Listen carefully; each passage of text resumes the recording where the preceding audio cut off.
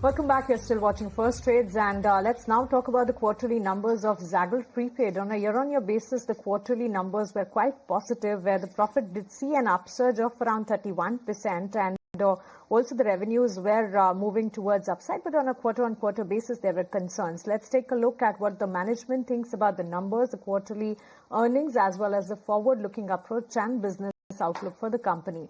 We have Avinash Godkhindi, MD and CEO, Zaggle Prepaid, joining with us. Avinash, thank you for giving your time to ET Now. It's a pleasure talking to you this morning. We'll start with the quarterly numbers, and on a year-on-year basis, as we see, the numbers were quite positive, but there was a dent on a quarter-on-quarter basis where we did see concerns in the profit as well as the revenue figures. Could you please share the reason behind it? Good morning, and thank you for having us on the show.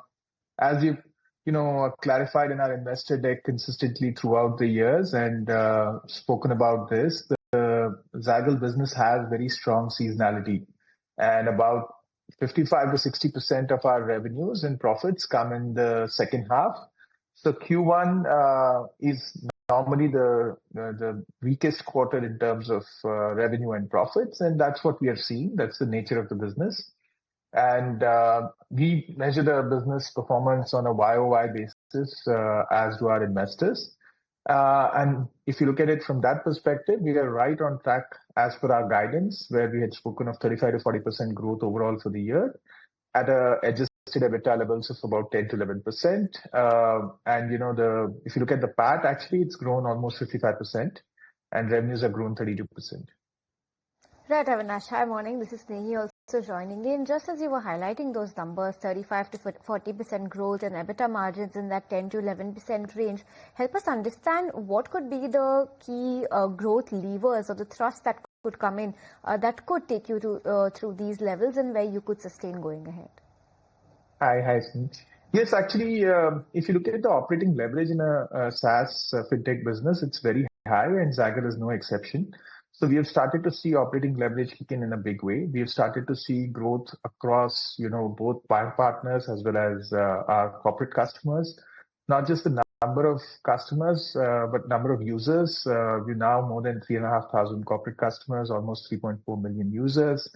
And the spends have grown consistently, right? So for us, the key metric as a spend management company, end of the day, is how much of the spend goes through our ecosystem, our platform. Also, this 35 to 40% growth, just to clarify, is purely organic. We are seeing great, progress on our acquisitions. And some of our acquisitions and investments are doing brilliantly, like 86400, which is the brand name of Mobileware. They grew almost doubled the revenue, they doubled their profits of last year in this quarter. And the revenues also last year was 33 crores, and just the first quarter was 17 crores. So they're going great guns. That's right, Avinash. Moving ahead, you have strategic alliance with RuPay MasterCard. So is there any other tie-up in pipeline related with, let's say, Visa, Diners Club, or any other payment network for that matter? Oh, we've been working with all three networks for the longest time, Visa being our oldest partner, but we do a lot of business now with RuPay as well as MasterCard. So all three networks are great partners for us. We have enough spends and enough future momentum to be able to make sure that all the three, networks get tremendous spends. In the RuPay's case, of course, a lot of the spends come through UPI as well, and that's a space that we are very bullish about. So Mobileware is actually a UPI NPCI switch. We have an investment or acquisition rather in Rio Money, which is a TPAP with the capability of issuing RuPay credit cards and credit on UPI, which is a space we are very bullish about. That's something that we think is a great investment, a great acquisition, and that's going to yield tremendous results in the years to come. We've also acquired Green Edge, who run the NPCI, rewards catalog for Platinum and Select cards. So we are, sticking together what we call as a string of pearls strategy of low, cost entry into great companies as acquisition, low cost compared to what their valuations are from private equity, and also stitching a story around the UPI momentum. So we want to ride on the UPI wave while we bring enough spends and traction for both Visa and MasterCard. Okay, and Avinash, talk to us about your tax spanner. The company is expecting tax spanner to perform in the second quarter. Help us understand how much of an uptick is expected in the numbers coming in from this segment. How much of a growth can this segment add to your overall performance? Yeah, tax spanner is again a great acquisition for us. They have fabulous customers like Bosch, HCL, Accenture, and a bunch of others.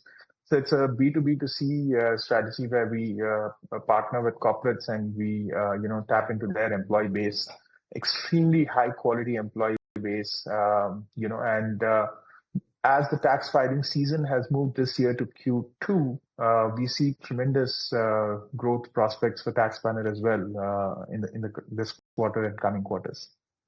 Okay, Avinash, now let's talk about your forward-looking plan and if you have any wishes to move overseas as well. Now, see, Zaggle is amongst the largest issuers of prepaid cards in India through partnership with domestic banks. So are there any plans to expand globally by collaborating with foreign banks as well?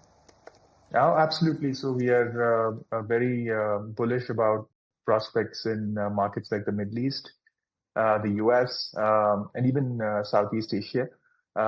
These are US middle to long term. Short term, it's a bit of a wait and watch. But Middle East and Southeast Asia are areas where we are looking to grow very actively, both organically as well as inorganically, and there are active conversations going on. So those are markets that we are very bullish about. There's great opportunity, great willingness to pay for our SaaS platform. One of our acquisitions is a company called Dice, where they built a fabulous agentic AI-based spend management platform, and that's a platform that we're going to showcase. In fact, next month in Dubai in a event. So there's going to be a lot of momentum in the coming months and quarters in UAE and the Middle East for us in the spend management space.